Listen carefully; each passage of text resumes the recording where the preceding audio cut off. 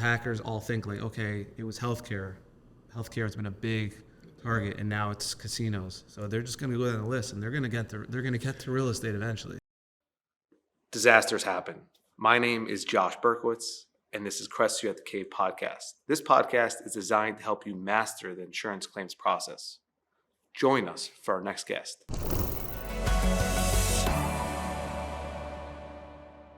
Well, thank you very much for anyone who's joining us live. This is an experiment, and we hope to continue to do this. Welcome to Crestview the Cave podcast. Today we have an awesome guest, Frank Angiolelli, the founder and member director of mSOC, which provides world-class outsourced security operations, SOC Consulting, threat hunting and emergency digital forensics and incident response. By trade, he is a cybersecurity professional considered an industry thought leader in the world in cybersecurity operations, threat intelligence, and threat hunting. With over 2 decades of cybersecurity experience and deep experience in the malicious anomalies, he has worked for some of the largest financial and government entities and presented original content in security and research for some of the top industry and government forums. So that was a really long, introduction. Thank you very much for coming today to sit down. Appreciate that. Thanks for that intro. Another special guest here, we have Mark Carpel, who works with the Crestview team. So Mark has been spending a lot of time over the past 2 years with myself of just getting more educated in the cyber insurance world. So, it's really awesome to collaborate together to come sit down and help educate everyone out there on what you do, what we do, and what's going on with the hot topics, today. Absolutely. So thank you very much. I really appreciate the opportunity to chat with you guys. We had some initial discussions which were just absolutely fascinating to a guy like me to understand more about your industry. I certainly have a lot to learn there. And, I think this will be an excellent conversation. Looking forward to it. Likewise, looking forward. So let's get right into it. I think most of our viewers, probably people who are on LinkedIn following myself and Mark, and probably don't even know what a SOC is, right? So I thought maybe just help us, dumb it down to everyone what you do and why it's so important today. Absolutely. So security operations is a practice of receiving logs throughout an organization and detecting when an adversary is attacking you, and then executing an incident response strategy, plan, or tactic. At the end of the day, the goal is to stop an adversary who's actively trying to deceive you that they even are there. Basically, we're trying to protect an organization from the digital attacks or prevent those digital attacks from actually causing large-scale damage. And just have to ask this question. So this week, everyone read about the MGM hack. There's also Clorox hack this week. And do those large corporations have a SOC that they're engaged with? Most larger corporations have security operations in place. They have security monitoring in place. They have incident response in place, and it's part of a good practice for an organization to have all these elements of a cybersecurity program. They can all operate at different levels and different capabilities. Each organization has different pain points and issues and challenges. That's natural. But we're also seeing the sophistication of some of the adversaries that are out there. And, ultimately, one of the biggest challenges is, as defenders, we need to be right 100% of the time. And the adversary really only needs to be correct once. Right.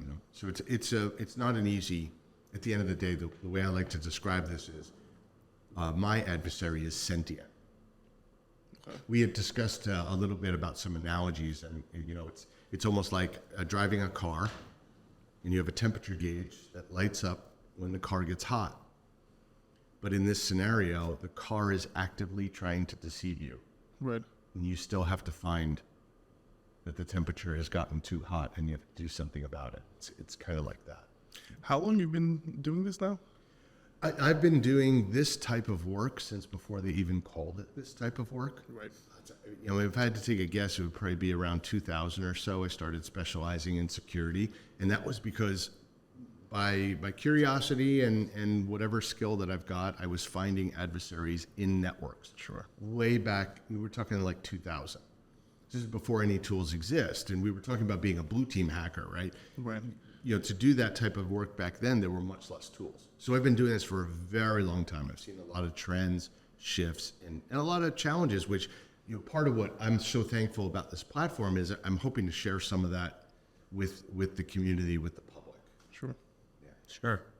Now, Crestview, for those that I'd love to share this with in my community, can you tell me about your company and what your role is, what you do? It's a great question. Happy you asked that. So we specialize in representing policyholders and first-party claims against insurance companies. My background is in real estate. Mark also has a background in real estate, so mostly has been commercial clients and residential clients. But about 3 years ago, started doing some research through conversations, and realizing that cyber insurance is something that we could also represent the policyholder on. It's a first-party claim if you have the insurance against your insurance company. And as a public insurance adjuster, our goal is to manage a claim and also maximize the recovery for the policyholder.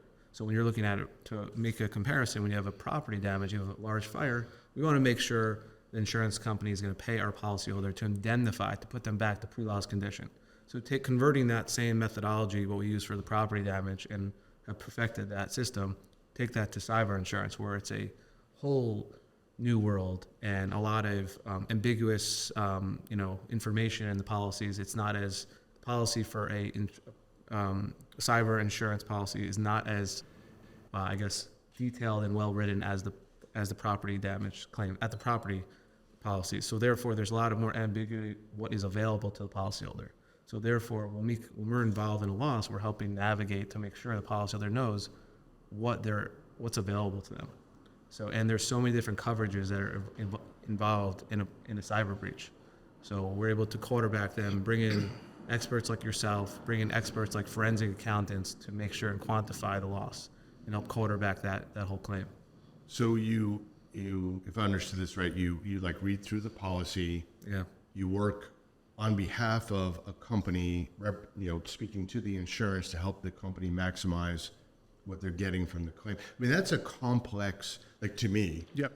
not knowing really much about the insurance industry and the details of what you do, that feels complex to me. And I know I would certainly love to be able to just hand you a piece of paper and be like, read this and help me. And I feel like that would be pretty comforting. I didn't even know your role existed Sure. for a long time. Generally, what happens is someone calls us up. We obviously ask them what happened. And we'll first establish, the actual cyber event that took place. Was it a data breach? Was it ransomware?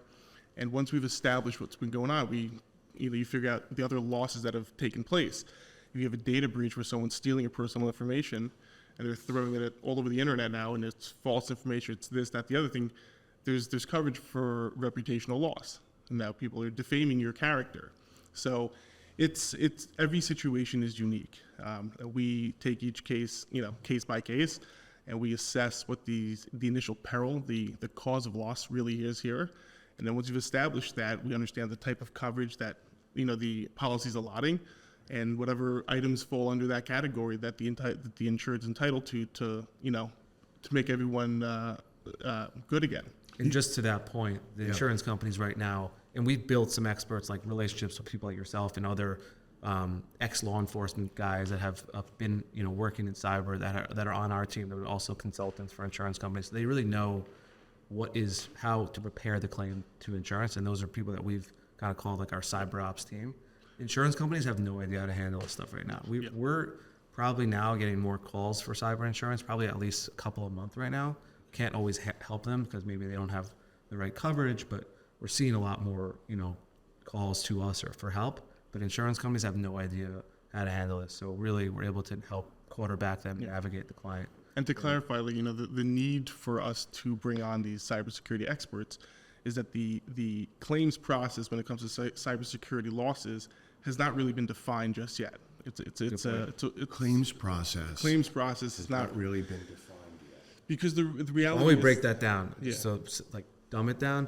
So if you have a property damage claim, there are certain statutes in certain states. For example, in New York, if the insurance company sends you like a document to sign, it's called a proof of loss. Once you sign that, the insurance company has to send you money within 30 days. It's in the policy. there are things in the cyber policies. It's not written out to that detail of like, this is what's going to happen. So we have claims. We had one claim we handled successfully. It was a telecommunications company. They gave us a call about a year and a half after their breach. Nothing happened. So a year and a half after the breach. And what was going on in the year and a half? Were they responding, or were they trying to work with their insurance company? So they had absolutely no idea how to handle it. Yeah. When it comes to any insurance claim, the burden of proof is on the insured. So what happened was the insured opens up this claim, their cybersecurity claim, and they thought that the insurance company was going to take the bull by the horns and process this claim. Okay. They sat there and did absolutely nothing. And the insured was getting a bit frustrated and really upset, and they started writing nasty letters, having nasty conversations with the insurance company. And this was going on for months. So now there's this rift, and eventually they finally got some traction, and all of a sudden the insurance company sends them a laundry list of items that all of a sudden that they need. This is 9 months after the loss. 8 months. And during this whole time frame, they had the insurance, Nothing was but happening. they weren't receiving any of the benefits yet until this whole thing They was had not put navigated. forth an actual claim. They needed a forensic accountant to really dig through the numbers and really figure out exactly, numbers that were lost here. They sat on it. They didn't do anything with it. They didn't know they needed to. So the forensic accountant in that scenario was part of defining quantifying what the loss was. Correct. Which was important for the insured to do in order to execute and Exactly, actually yeah. deliver the actual claim. Yeah, it's because as part of the as part of the claim, you have it's called like business loss Right. recovery. So you have coverage for that, but you have to support it. So You have if to you're- support if you it. don't support it Right. with financials. That's and- why guys like yourselves come into play, because you guys build software that can detect any sort of intrusion into a network. Right. It can stop it, and it can put a plan in place, and then it creates a whole report of actually what happened. And when it comes to having to prove this cyber event that took place, this is where Frank Angiolelli and mSOC come into play, because it's your software that's going to help establish this whole claim against the insurance company. Yeah, and so when we talk about our software, it's a little bit more than just software. It's sort of collecting forensic evidence and following a breadcrumb. And it depends on how much the company actually prepares in advance, Right. how hard it is to find the breadcrumbs. Sometimes we work with companies that have a lot of tools in place already, and then we come in, it's easy to quickly collect and report on that timeline, on that issue. What you're really talking about is a forensic timeline. What happened? When did it start? When did it end? What did they access, so that you can quantify those losses, discuss it with, the forensic accountant, adjusters, and go to the insurance company. And so in cases where it's not, that's where, being a blue team, which is a defender team, like hacker, comes in, because you have to build all of this. Sorry, I have to dumb this down for myself. Go ahead. For other people, blue team hacker means It's so like a lot of people think of hackers as attackers, but hacking also includes using things in unusual ways, putting them together in different ways, thinking outside the box. When you're dealing with a cybersecurity breach, you see, it doesn't actually matter if the client that we're working with has all the tools that need to be in place. We need to get them there. There's an adversary inside of the network. You need to find them and kick them out. It's quite a challenge. And so thinking outside the box, being able to write software on the fly, being able to make tools work in different ways, that's part of it. It wouldn't be very valuable if we walked in and said, oh, well, you don't have the right tools, so sure. call me when you get it. Like, that's not helping anybody. Right. So I know I was talking before, listening to some of your previous podcasts and interviews. You also worked in emergency services. I did, So yeah. how does that connect with? I'm sure there's a connection, right? Yeah, there really was. So I definitely was involved in computers, and I just naturally gravitated toward forensics. But I'm also, 10 years of volunteer fireman. Sure. 6 years in EMT, retired ambulance captain. Wrote on 1,000 ambulance calls and do things like mass casualty pre-plans. Well, when I got my first position, really working in corporate in this, in kind of a leadership position, I brought in the incident command system from emergency services. Like, this is exactly the same thing. Well, if you take information security and emergency services, you make a sandwich. Right. It tastes like incident response, right? Right. Yeah. So everywhere I went, they were like, "You're in charge of incident response." Okay. Yeah. Interesting. Do you get excited? I mean, so might sound weird. Is it exciting when there's like a breach? Like, okay, great, well, let's get this guy out. Our teams go to work, or you don't want that to ever happen?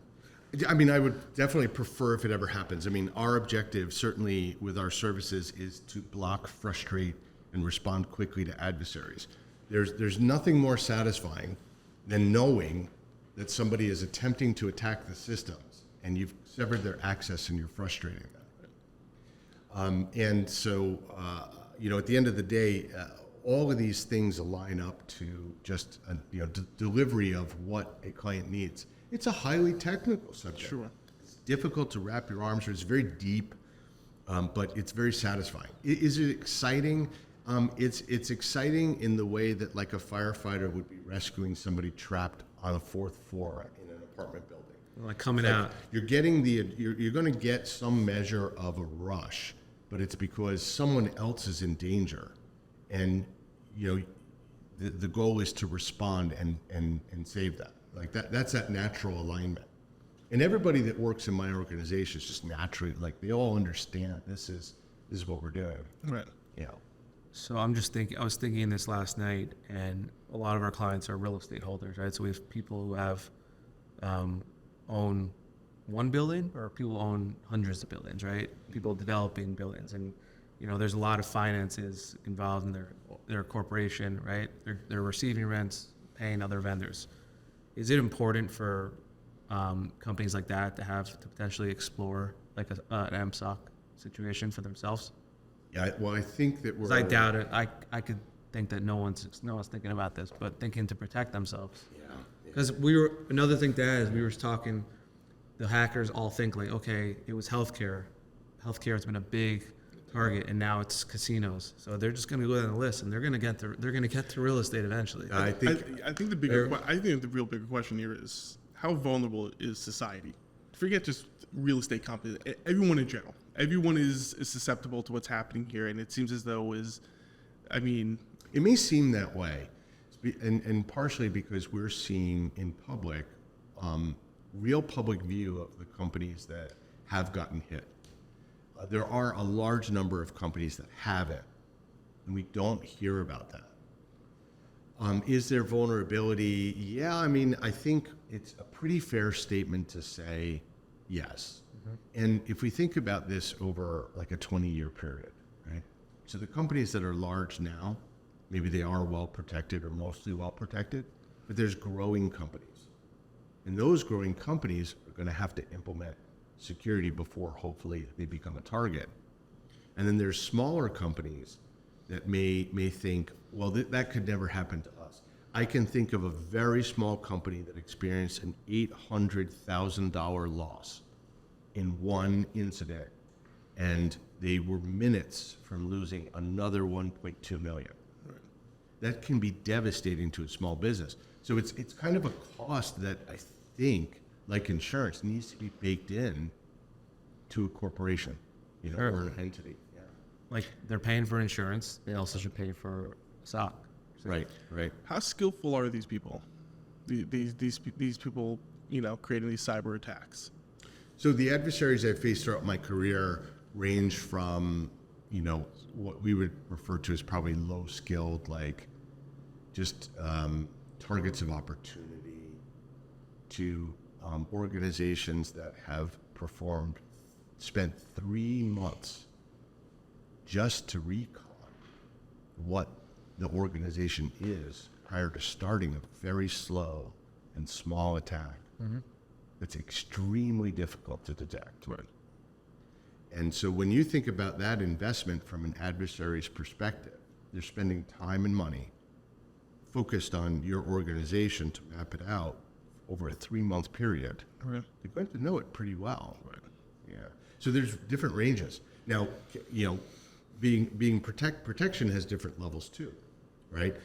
There's an abstract concept. Is it secure? Which I would translate in your industry to, is it insured? Yeah. Right. So you're looking at the policy and you're saying, well, it is insured, but not for this thing. I have the same dynamics in cybersecurity. Is it secure? Well, yes, but there are pieces here. Right. Yeah. What would be the top 3 things you would recommend to any average Joe right now in the country to just bare minimum protection of your computer? Bare minimum. Okay. Computer, phone, I guess, and anything right? Let's hear it. Yeah. So first, have multi-factor authentication Right. on everything you've got. Yeah, totally agree with that. Right. The second one is have an enterprise level anti-malware where you must enter a password in order to remove it. Is Norton antivirus still something that you would recommend to? Well, there's varying levels of protection, and we tend to say product agnostic in general. We can certainly talk about what we see effective in conversations, but if you have an antivirus and it is possible for the user to uninstall it, or possible to uninstall it by running a keyboard command that guys like me would run, the adversary can uninstall it. Okay. You have to have some blocker in between having it and uninstalling it. In a large number of these ransomware attacks, they simply disable the antivirus. They just turn it off. That's fun. Yeah, which is crazy. You're thinking to yourself, Which "Geez, doesn't I've make it got sound effective." I've got a good, it means it's ineffective. It's because they've beaten it and they've gotten onto the computer, like behind the screen, there's commands Right. you can type in, and they're typing in those commands, and basically what they're writing is disable the antivirus, and the system goes, okay. Right. So this is wild. What's the third? I need to hear the third. So the second was antivirus. Third was what? Well, the way I approach the third is that I always make sure I'm stocked with Bacardi and Coke. Look, at the end of the day, when we're doing incident response, there are emotional aspects to this. It's really concerning. It's stressful. It's painful. There's a lot of uncertainty, and so having fallback positions. Look, the way I like to train in my team and my guys and leaders I'm trying to foster is I say you want to have plan A, B, C, and D. And so, when you're running a business, a system can go down. Any point in time, anybody on my team call and say, system A is down. I go, okay, flip over to B. Sure. So having that capability. And so when we think about, for example, a ransomware attack, the big thing is being able to restore your data. And most people believe it's backups. I've dealt with a ransomware incident where they deleted the images, the files, the servers. They deleted the backups of the server, and they had sniffed the password to the online storage backup, logged into the online storage backup, and deleted those backups before ransoming. So in the industry, a slightly technical topic is that we like to say you have to have a backup and have it offline, meaning it's not connected to anything. Right. Yeah, we just were with someone last night at a dinner, and they said their company got hacked a couple of years ago, but they had someone physically, recording everything on physical tapes. Yeah. So they didn't they had backups of every week. So they were they had a breach, You just restore. but they had the backup. So obviously, a big part of why we're doing this is to educate folks on and help them, give them real concrete solutions. A few years ago, some derelict broke into my apartment in the Bronx, and I had the privilege of calling 911 because who else would you call? When someone's breaking into your cyber world, breaking into your emails, and stealing things from you, who are people supposed to call? What are people supposed to do? That's a fantastic question. So in an ideal circumstance, an organization has either a security operations team in place like us that they call, Right. or they have what's called a retainer with an incident response firm. So they form a relationship with them and say, I'm going to call you if things go bad. Or at that point in time, what they tend to do if they haven't prepared for it is they'll call their friends in the industry and say, I'm having a real problem. Who do I call? And when you're in a high pressure scenario, that can be a little bit challenging. And so, more than once, I've gotten that phone call at 4 p.m. on Friday saying, hey, so-and-so's having a breach. Can you hop on a call? But I'll hop on that call at 4 o'clock in the afternoon, but I've also hopped on that call at 2 o'clock in the morning. Right. Right? So having that prepared, almost like we had talked about Yeah. insurance, and I really want to hear your top three on that. But having a little bit of that preparation is good, but it's also difficult for folks to focus on. Right. We get that. So what are your top three things an organization could do to prepare for what they're going to encounter with your stuff? So I think like the one, it's not if one of these organizations is going to get hacked. It's just a matter of time till they get them right. That's a good question. I think the number one is, understand what your policy, understand what coverages are available to you, because we need to see that. It's the first thing we need to see to review, because people might think that they have coverage for ransomware. They might have coverage for reputational harm or business loss or other things that you might have covered for. But if we don't physically see it, it could not be there. In order to even be considered for insurance, you need to have some sort of security on your networks. Even the two-step, process for authorization for passwords. So now they're having making the softwares that you can have the ability to create on your computer gives the insurance company, that comfortable feeling of, I'm happy to give this guy a policy because if he gets attacked, he has something in place to, begin the mitigation process of, slowing down that attack or. I think help educating people to mitigate the risk, right? The most important thing you want to do when you have an event happen to your company is to mitigate and prevent further damage from happening. So to understand, like, who are the vendors, what could I do? So those are things that we could help people, like give them a list of vendors, right? These are the vendors you could call. That's what the insurance company does. So these companies, they need to be creating protocols. We were just at the New York Public Adjusters Association conference, and what we learned was the Department of Financial Services for a long time has put on their website that all companies, I think with 10 plus employees, have to have some sort of cybersecurity insurance, which also means that they have to have some protocols in place in order to to respond. Correct. And right now, DFS they're going to begin enforcing this on companies. They're going to start penalizing you if you don't have these in place and having a proper protocol. Who are my vendors? Who can assist me right now? Who's going to be there to? The police are not doing this for you. You can't call our government. You can go to the FBI's website and put forth a formal complaint, but that's just going to sit within the database of FBI until they act on it. So I think being prepared in terms of having, I think most importantly, just knowing the correct vendors to reach out to.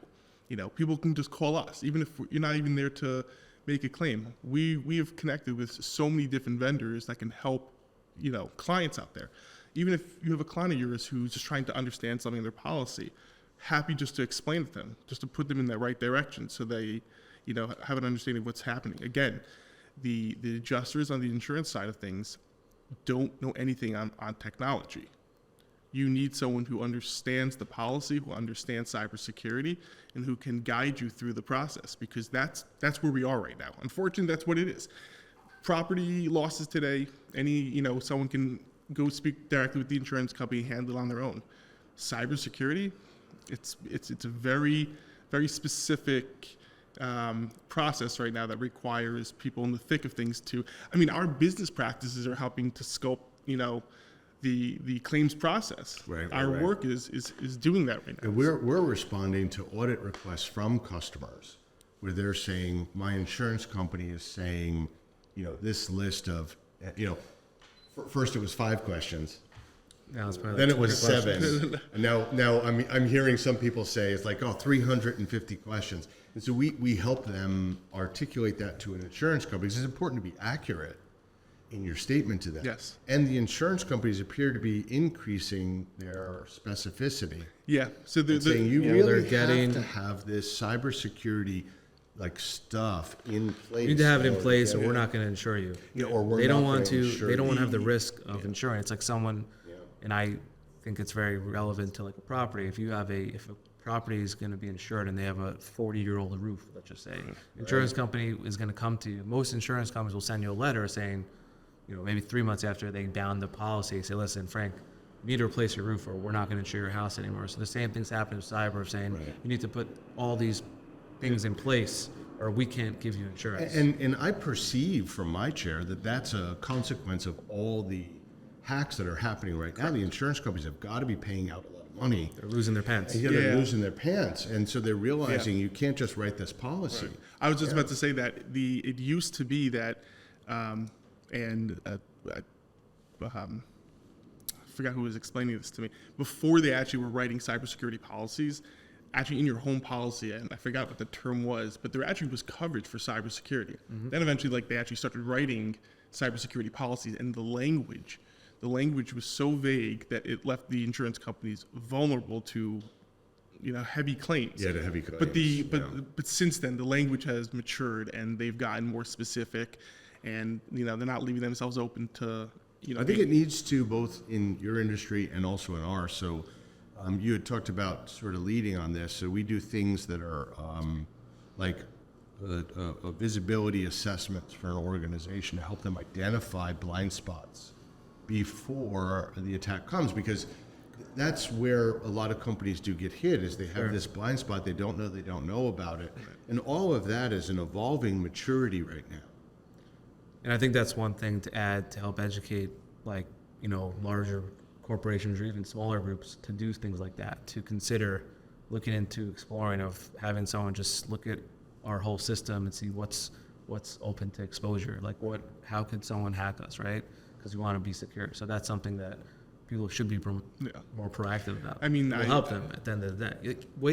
You shouldn't wait until your insurance company sends you a list of 300 things. You should be After proactive. the breach, but a lot right? of While people- you're dealing with the breach, when you're dealing with a breach, one of the things a lot of companies don't realize is that whether or not they've gained access to all of that critical information, talk about, well, that's over here. Right. What about your payroll?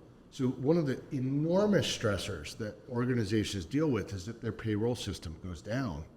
Or if all of their systems are just offline and they can't even cut the checks to their people. And I've seen situations where that has been a protracted time frame of, between 4 and sometimes 8 weeks to get back online. Are your people going to be able to go without payroll for 8 weeks? Right. Yeah. Now, we were chatting briefly, and I think that you had a story about a third-party company that was hosting email. Yeah. And we didn't get to finish. I thought it was a fascinating story. Can you talk a little bit about that situation? Sure. Yes, we've had a number of cyber claims we've worked on. I think that's something more recently, right? I think in California. Yeah. There was a third-party company. Okay. Can I mention its name? I wouldn't mention. Just keep it vague for now. Third-party company that had a platform for companies to have their emails run through. That company got hacked, and the company that we're representing, they do private security. So 90% of the company's emails ran through this platform. Okay, so just there, you have a company, they engage a third-party company to run all their email, Correct. and this third-party company got hacked. Correct. Okay, all right, got it. So all their emails disappeared, and they themselves did not actually have anything backed up. The remaining 10% of the emails was with like a few of the executives who were using like Gmail accounts to communicate. So all those emails got lost. And within those emails, there were contracts with vendors. There was business to be had, and it's now all gone out into cyberspace. It's all gone. It's gone. They can't even find them anymore. Can't even find them anymore. Is it on the dark web? And they didn't have Can they get them backups. somewhere? You can probably find it if it's out there. But they didn't have backups. didn't Now have they're, what do you do? What do they do? What happens? So, like, in terms of how do they get their... Yeah, like, this is, so I have enough legal experience to know I don't know much, but I know that there's relationships between these two companies. There's an insurance company certainly involved, breach response. So I think There's they lot of have complexity there, we're yeah. still in the middle of investigating this one. So they have an opportunity to potentially go after the company that was hosting all That this was stuff. hosting. Correct. But we didn't explore that yet. This is the early stages, but I had a similar one. This is before you started working with me. It was one of our first cyber claims. An attorney called and representing a title company that was based in the Maryland area. They're a real estate title company doing all of title work for one specific bank, a local bank. All of their emails and all of their information was hosted on a secure NSA network where they thought was very secure. Okay. remember they were only doing business with one bank, but they were expanding into a lot of business. So once that all of their information got hacked on the NSA server, the bank called them right away and said, Frank, we know that all your stuff got hacked. We can never do business with you again. Yeah, it's Business was shut catastrophic. down, catastrophic, shut down overnight. Yeah. That's still currently, believe it or not, still ongoing, but we were able to get them in advance of like close to like $800,000. Okay. But the way they were able to support that is actually interesting is because they already knew, like they already had scheduled closings for, title insurance. But then, bringing a forensic accountant in to look at all the numbers to see like, okay, how are they doing in the past? So what you're talking about is in the insurance world, they were able to justify to the insurance company what their business loss was. Yeah. But in that Correct. situation with the company and the emails, they weren't. So so in that situation, it could very well be that those emails are gone and they are blank out of luck. Meaning that they can't get the value out of their insurance policy because they can't tell the insurance can't policy prove they it. can't prove Exactly. it. Okay, the dollar. But then there's the idea of someone like you, where it's, I don't know if it would actually work, but I would go to that third-party company and say, listen, have you had someone comb through your entire network, entire system, to at least try to dig up those files? Right. Or where are those files? Someone has Exactly. those. And if they Yep. haven't, can you hire my guy to go into your system and to find those files? Because Yeah. those files are worth $2 million to this company right now. They sure are. And we've dealt with this situation. I've dealt with this situation. And very often you'll get on the phone with a third party company and they'll say, well, you can't come in and do forensics on behalf of your client because we have all these other clients. And eventually you might bump up against legal walls where you get on the call and you're on the phone with their lawyers and they're executing their incident response. We've been brought in this situation several times, and the responses when we get on the call and we're hearing the incident response range from very well prepared, excellent confidence to feeling like that company really is struggling to figure out how to start with incident response. Right. Meanwhile, there's a client that's dealing with that issue. So this third party risk is I don't think it's going to go away. What do people? This is happening, right? So what is, this happens to someone else. What are the steps someone should take in this instance? So there's that recovery aspect you talked Yes. about, right? Yes. Which is you have to get your systems back online. Yeah. Most important. Because you've got people working and your payroll is running. They were out, was it 8 to 10 weeks? 8 to 10 weeks, Business yeah. was shut down for 8 to 10 weeks. Yep, and you're losing payroll. I mean, you're just And this is a company that was doing a few $100 million a year in sales. This is the sure, right? Do that math. What's that loss? Exactly. While that is happening, you're dealing with trying to figure out how the adversary got to your systems, because it does happen. They focus on turning everything back on, and the vulnerability is still there, or the adversary is still in, and they get hacked again. And so those two have to run concurrently. Doing that in a safe manner, right? Building a new environment that's safe so you can run your business while we're figuring out what happened to protect you from being attacked. It starts to get, it's not like a one phone call, I'll log in and click a button. You have to build teams dedicated to all sorts of different aspects in order to make all that happen at the same time. Right. Yeah. Yeah, fascinating I mean, stuff. right now, a lot of what we see, we unfortunately can't necessarily help clients with, because what they're looking for is gotten out into cyberspace, and they're not getting that document back. And I always suggest them, like, listen, you need to have a backup. You always have to have a backup to what you're doing, because these guys are sophisticated and they can upend your lives within a matter of minutes. That's how sophisticated these people are, and that's how, that's sort of like the reality of, cybersecurity today and hacking, is that This is how they make money. This is their job. Yeah. Like, we get up, and we go to work, and we focus on what we do. They get up, they go to work, and this is what they focus on. all right. Actually, they wake up, turn over, press enter, and the world ends up under. Yeah, and one of the challenges I think we're going to face across all of the industries is they're currently getting funded. They're getting funded. Right. They're built, what happens when we grow. We hire more people, we build more process, we do more sales.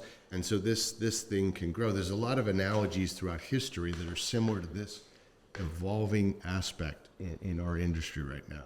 Yeah, no, give us guidelines as to what this looks like and what it's going to take to get on top of it, right? You think about England in the 800s, and they had to defend their coastline, and the Vikings could attack at any point. Sure. How many years was that the case until England had figured out how to deal with it? Hundreds of years. Right. And so they had to try different types of things. And we're in this evolution. It's beautiful because the technology is so valuable to all of humanity, but it also comes with this, yin yang. The bad side. Yeah, to the it. bad side to it. Yeah. That's interesting. You think the U.S. government is? I'm sure you've probably been contacted by people like that. I've heard stories of other people like, is the U.S. government going to do anything? I've read different things over the past couple of months. I would find it a surprising position if the U.S. government wasn't doing anything. I would phrase it to that. Well, I know that the government has set aside, billions of dollars to start up these, cybersecurity educational centers and start, educating and training people within cybersecurity because, as you know, there's a huge deficiency of people working in the industry. It's huge, and there's a bit of a talent gap too in terms of training that a lot of professionals, like, there's a fair consensus at this point that we need to do something different with training. But from a governmental position, do you fund protecting cybersecurity for every organization? Do you not? Like, let's use another analogy. You're in World War II. You're in England. The government you run a factory. The government comes to you and says, Germany's about to attack. You have to buy anti-aircraft guns, ammunition, staff it 24/7. And if you do get bombed, there's nothing we can do about it. But on the flip side, if the government takes responsibility, then they're running perimeter and endpoint security on all of our computer systems. It brings up privacy issues. Right.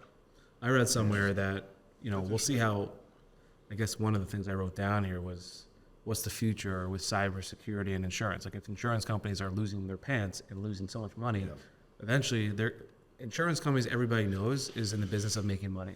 So if they can't make money, they're not going to sell this product anymore. So I read an article the other week that potentially there's some thought out there that insurance for cyber insurance could go the route of like flood insurance, like backed by the U.S. government. Again, I have no idea what that even As looks a like. backstop against loss. Correct. Yeah. It's interesting because the premiums, I'm hearing from folks in the industry that the premiums for cyber insurance are going up so high that it's almost becoming inefficient and become self-funding. And so companies are being put in this difficult position where they need enough of a portion of margin on their sales. Notice how I presented that. In order to be able to properly fund IT and IT security. And if they're not making that and they can't insure, then they're engaging in basically gambling the whole risk of their company. Right? And if you reach out and try to find somebody who can properly configure your third-party cloud systems or properly audit it, they either might not be available, you might not be sure of their skill set. Right. And a single mistake is a black swan. That's a very difficult position, very challenging to be in. And so I think that organizations will benefit from being able to work with subject matter experts like yourselves or like me, and there's other domains in cybersecurity to help them assess what's going on. Right? And I think this will eventually, I think, land in some kind of a framework that's going to be effective. There's a lot of frameworks out there, and they're helpful. Yeah. And I think we'll mature those. What do you think? I mean, we agree. I think it's in the early framework. Well, I think that's exactly especially why where we come in and you stuff. need the likes of us and yourself, because like we're saying, like these insurance companies have gotten hit with some serious cyber claims in the last 10, 15 years. They've had to pay out a lot of money on these things, and they're getting tougher. They're getting tougher to want to pay out, and the process is becoming more strenuous. And that's why you hire the likes of us, because this is what we do. We handle Just this. a thought, and I know we were talking about this, but if there wasn't insurance for this, right, it'd probably be difficult for you to be in business. And I mean, this is a side note, but like I'm thinking, insurance needs to be there, right? Because people then need your services because they need you to help them be compliant with the policy and be compliant with their business, right? So we all need insurance to be there. So hopefully it finds some type of framework and just, I guess, tightens up. Right now it seems like it's just open-ended. From what we've been told from cyber insurance experts, like are working on the insurance company side and like being like an advocate and kind of like in the middle somewhere, they're like, it's so ambiguous what's going on out there. Like, Yeah, it's coming on very fast. Yeah. And there's new technologies very fast. so I hope that it stays and they figure out a way to continue to give people cyber insurance. But like you said, if the premiums are going to be too high, some companies are going to be like, well, this doesn't make any sense. Yeah, we offloaded the risk onto the insurance company and weren't addressing or not completely addressing the risk in a more proper way. And adversaries discovered that this was a lucrative way to basically use corporations like an ATM and draw out funding. Crazy. And so we've got this transfer from, organizations to what, one could potentially argue might be criminal enterprises. And they're drawing money out. And so none of us are benefiting from that. The insurance companies aren't making money. It's making it harder to be a corporation. And I think at a sociological level, we need to interdict that before it tips a balance. Yeah. Was you read in the news, Facebook, JP Morgan Chase 8 years ago, Yahoo 2013, 2016. You've got Facebook from last year, you've got MGM casinos this year. Yeah. These are major billion-dollar corporations. Right. And from what everyone's reading online about what happened with MGM, it started with a phone call. Some guy got precious information from the person answering a telephone call that led to hell. My question is if these billion-dollar corporations can seem to be easily hacked and attacked on a cyber level, like, I guess really, why would someone in their mind decide, why would any individual think to themselves, well, why should I get this? If these big companies are going to get slammed, all the more so they're going to be able to hit me up, no problem, no issues. So there's a number of analogies that would probably help because each situation is unique. And the one that strikes me is in World War II, they analyzed the B-17 bombers and they looked at the ones that flew back and they had bullet holes in them. But the bullet holes were all in the same spots. What they realized is they need to armor the places that aren't showing bullet holes because those are the planes that went down. What I'm trying to say with that is we are definitely looking at folks who are in the limelight right now, like MGM, Clorox, very public, and there's been a large number of them. Who is not in the news, and what are they doing? Right. And those are the kinds of questions and conversations like this that I think help us flesh out that information. Absolutely. Yeah.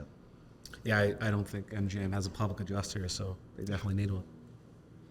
Yeah, I don't envy them right now. It's really challenging. Probably to must be respond to this. super challenging. And they're wrestling with an ultimate fundamental issue, which is, do they pay? Right. Do they fund adversaries? Right. Not an easy decision. Right. Very easy to second guess, but not easy when you're sitting in the chair making a decision. Do you think we'll see a time that hackers do they just want money or do they want to take down a corporation? Because that's a great question. So sorry, I didn't mean to discuss that. No. I was taught by by the best of the best on this. So there's 4 motivations. You can remember it like mice: money, ideology, compromise, and ego. Right. So a lot of them are money orientated. But I can tell you, I have received emails with videos of an attacker, and I play it, and it goes, "I'm the attacker. Hi, it's me. I'm the one that hacked that company. I hope you have a fantastic day." That's ego, right? Yeah. They're telling you, right? And then there's ideology. I like to wear blue shirts. They don't like people with blue shirts, so they attack me, right? And then compromise, we all get like, you did something you shouldn't have done. They call you up and they say, "I'm going to tell everybody unless you do." And these are real things that really do happen.